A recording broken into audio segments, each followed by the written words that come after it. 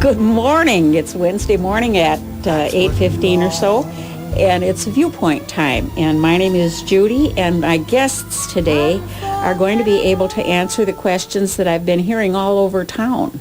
And they're going to be talking about the Oasis and what's going to become of it and all its devotees. And Dalpoas is the director there, and Wally Reifsteck is the president of his board. When you signed on, Wally, did you have any idea that you'd get the busy time? No, because I'd only agreed to be on that board for 1 year, and already 4 months were gone, so I only thought I had 8 months to go. Ha, fooled you. And Dom, I bet if I've had questions about it, you must have had a million questions asking you the where and what. Yeah, we did. It was a very hectic time right around June 21st when the lightning strike occurred, and my wife can even attest to that because we had numerous phone calls at home, and she was stalwart there and answering the phone, and we tried to get back to everyone that called. If we failed to get back to you, it was just an oversight. There just wasn't that much time in those days to get back to everyone that called. It was just it was an outpouring of community support, and we really appreciate that. Well, and speaking of community support, I know that you're having some of your activities hither and yon. St. John's United Church of Christ was certainly very generous. I don't know how that came about. Did you ask them if you could meet there, or did they invite the people to come there? Right after the fire occurred, that Monday following the fire, we met as a group, mainly just to kind of reorganize ourselves and get ourselves set as to what we needed to do. There was just a lot of calls received in terms of people offering their sites for either office space or office space and activity space. During that week that I'm speaking about, we went out and visited 5 different sites within the community of Lincoln that had offered, and when we came back and were looking at those, the St. John's Church was considered to be the most appropriate site for us on a temporary basis, and they've been more than gracious. And in fact, I spoke at a Rotary group, and what I mentioned to them is that we really have a wonderful community, and there are lots of folks that practiced Christianity, but the St. John's Church really put it and demonstrated it, because it was just an overwhelming, gracious gift to us to kind of get us going and get us into more of a permanent site. Well, and I know that some of your card players are meeting at the Women's Club too, aren't they?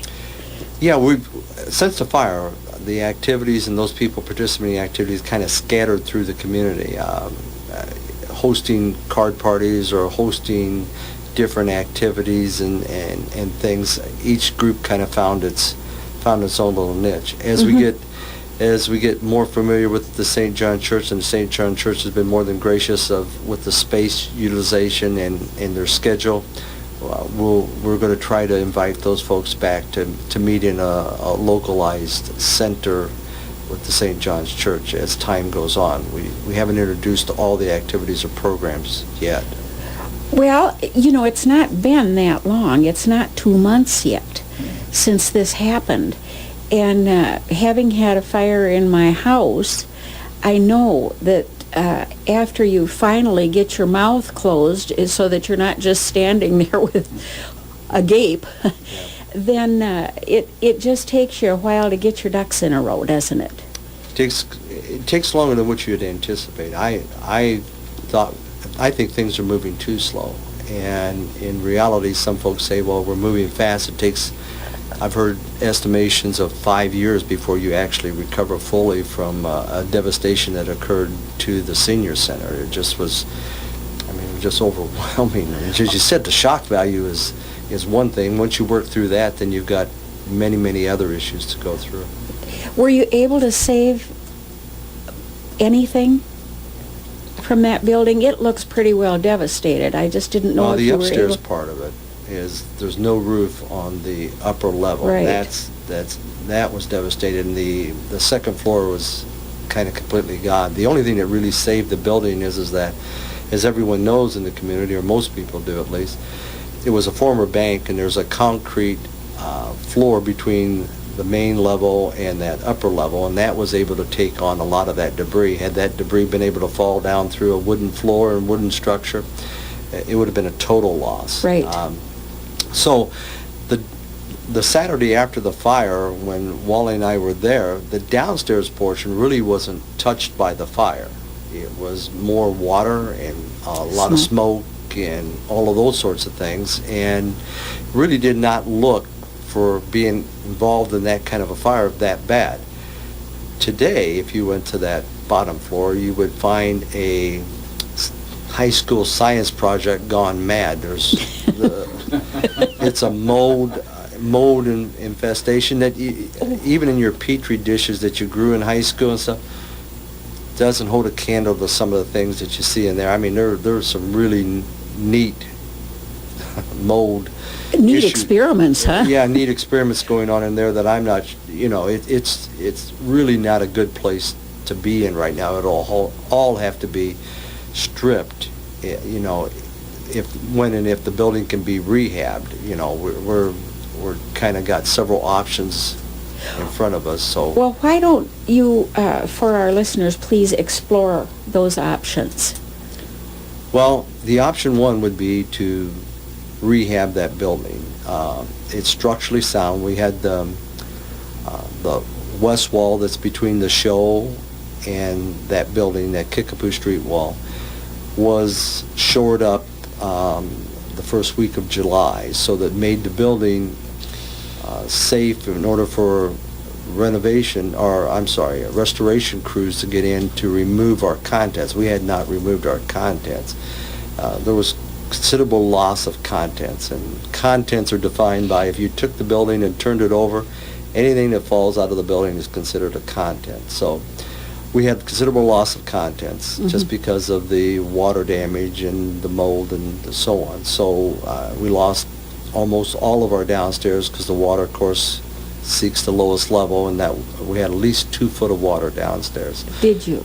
Yeah, so there was lots and lots of damage as far as the contents is concerned. That was actually the basement when he talks about the lower, not the basement. Not in your Not in the quarters. main floor, but the basement floor. Like I said, the main floor just sustained some water damage, but now we're going to have to strip the plasters. All got pulled away from the walls and stuff, so those are all going to have to be stripped. There's asbestos in the building, and of course that's going to have to be removed.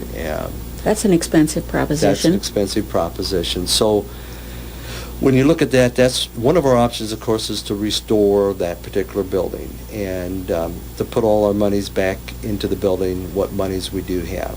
The one thing we do know for a fact is that we're not going to have enough money to do anything. I mean, we're not going to have enough money to complete any part of this. We know that for a fact. We just don't know how far we're off, but we know we're going to need financial support for sure.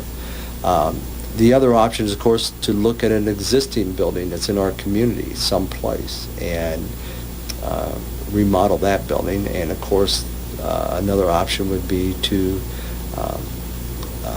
purchase a building or purchase ground and build new.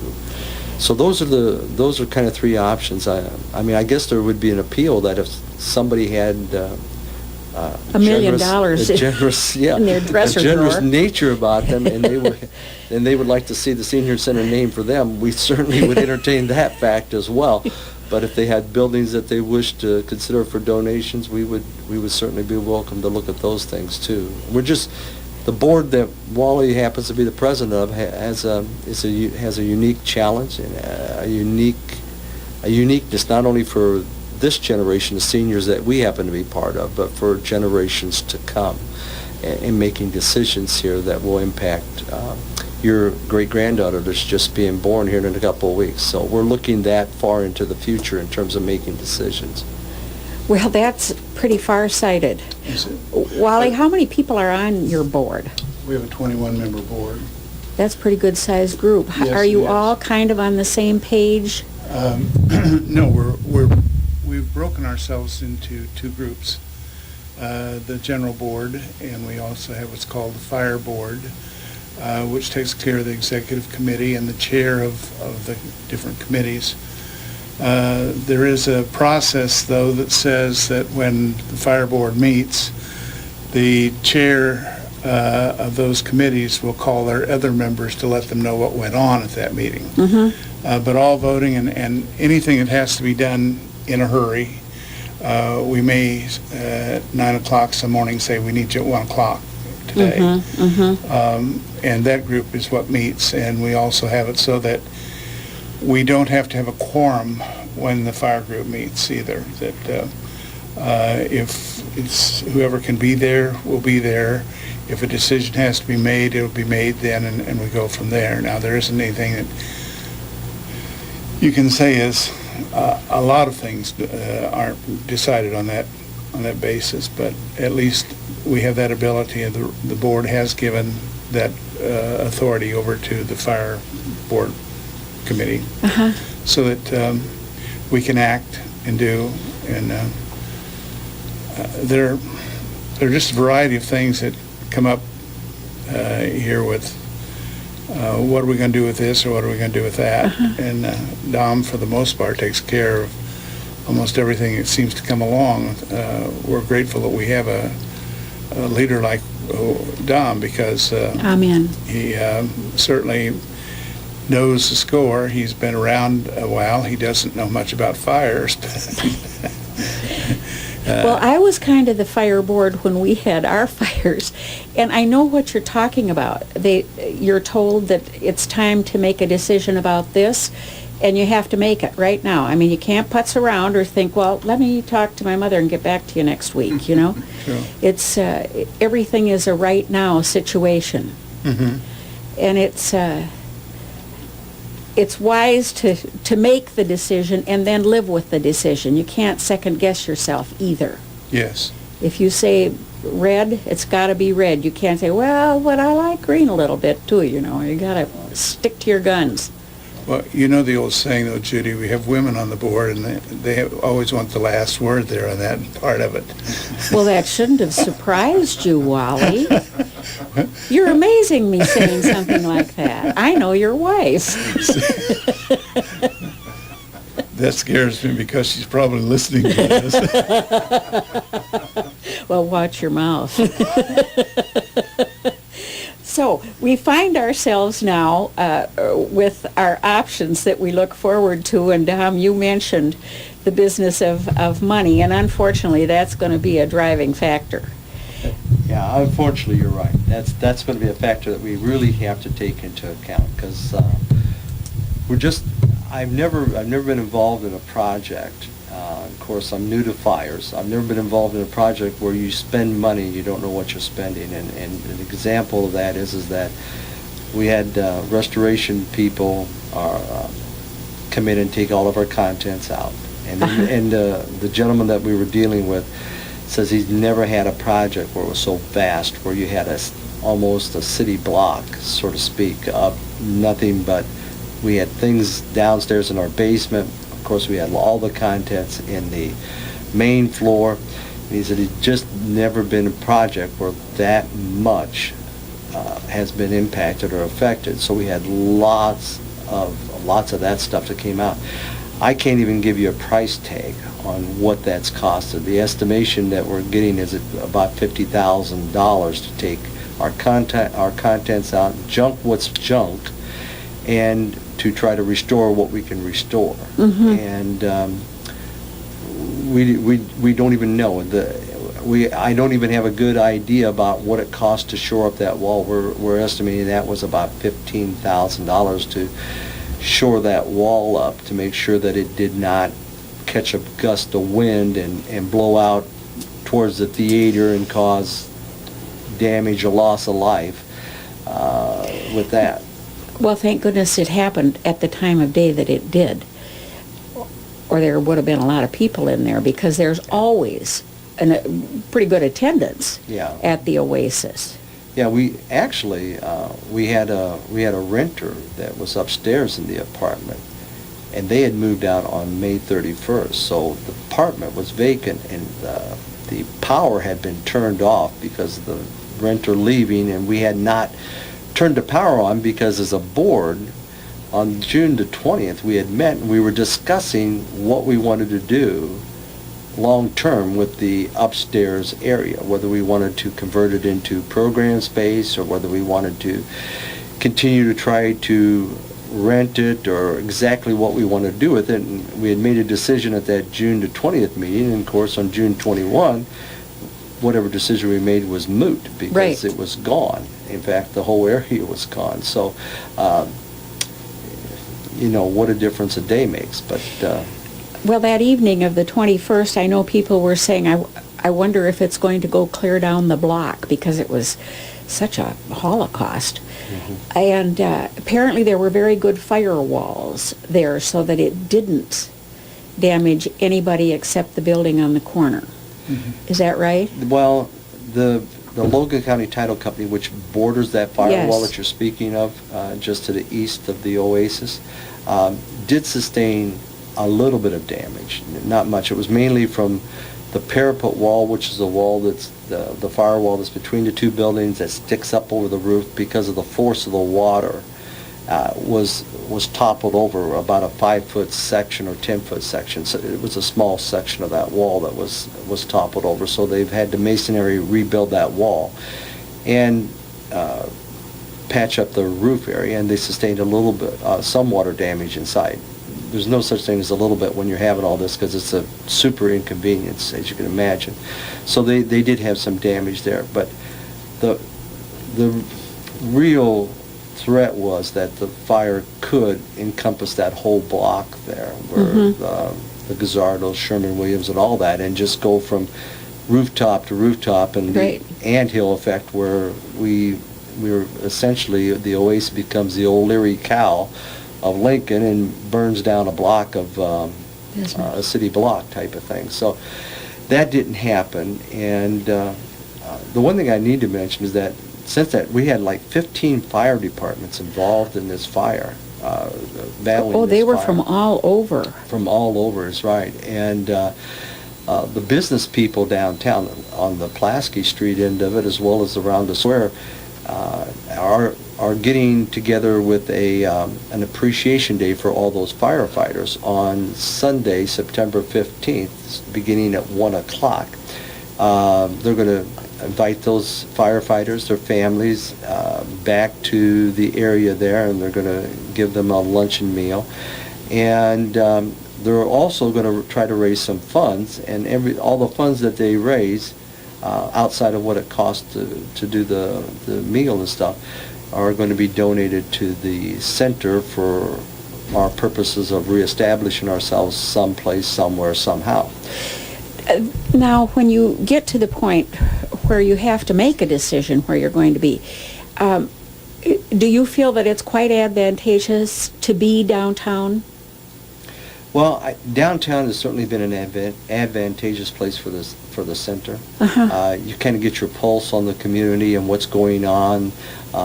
It assisted with lots of our fundraisers. We had the Christmas parade that went right past there. We had the homecoming parade that goes right past there. So there were lots of events that fostered that. Now, the negative part of being downtown is that, and I would hear this often, and when you're dealing with the senior population, you're dealing with medical issues, ambulation issues and such.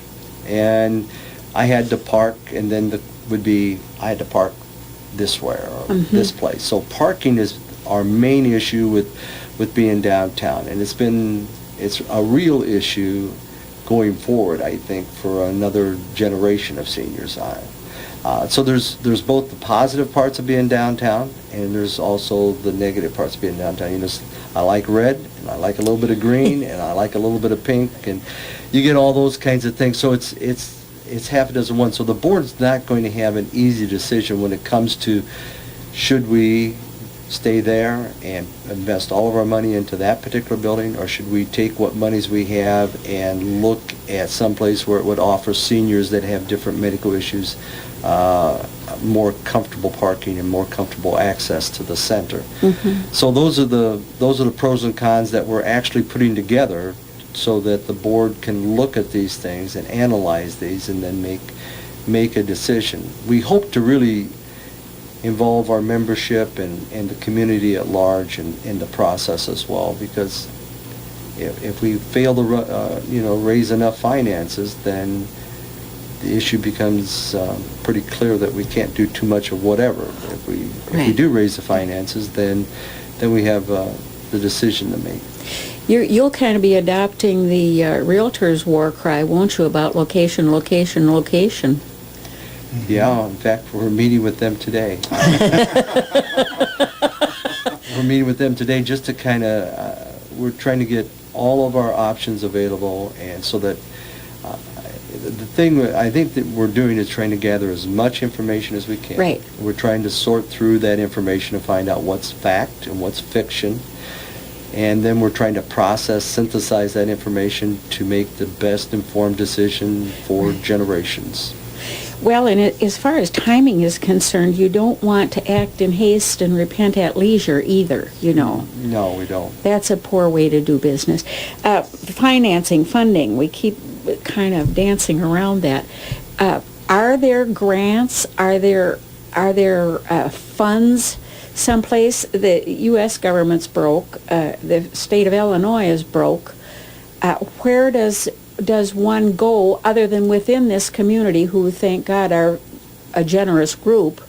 Very generous group. They've always been a generous group towards the center. Now, the generous group of folks that we talked about in the past was to keep the center going in its particular building, but the generosity we're talking about now is maybe a little more than that in order for us to make up a deficit. But we're certainly looking at private foundations, private grants. We're looking at our grant accessibility within our communities. There's several agencies that have those things, and we're appealing to the public at large to be as generous as possible. That doesn't exclude that we certainly are looking towards the state, the Department of Aging, and those areas with the federal government and both the state government. Even though they're broke, they seem to come up with money to do various projects. So we're looking at that as well as a resource. We're trying not to leave anything that could possibly assist the center and the community untouched. We're trying to touch as many bases as we can. Busy times for the both of you and your boards, isn't it? I think one of the things that we've hesitated on with the fundraising is we don't know how much we're going to have to raise. And we feel as though we have to have some idea before we get into that, because things have not been settled with the insurance company yet. So we have a lot of ifs yet. Well, yeah, right. And, I think that's the disturbing part of it, and that I know that tries Dom a great deal, because as he said, we're spending a lot of money here, and we aren't getting anything out of it basically right now, and just keep spending and spending and spending. Yeah. Because we don't know where we're going to be going. And that's almost an untenable situation. You know, once you know what your goals are, then you know what your job is. But right now, it's just kind of a flurry. We have to take a couple minutes here to take a commercial break, and because Jim is giving us the high sign here. And we'll be right back with Dom Dalpoas and Wally Reifsteck. Our telephone number is 648-5510. So if you have any questions that haven't been covered, please give us a call, because they're the ones who can answer them for you.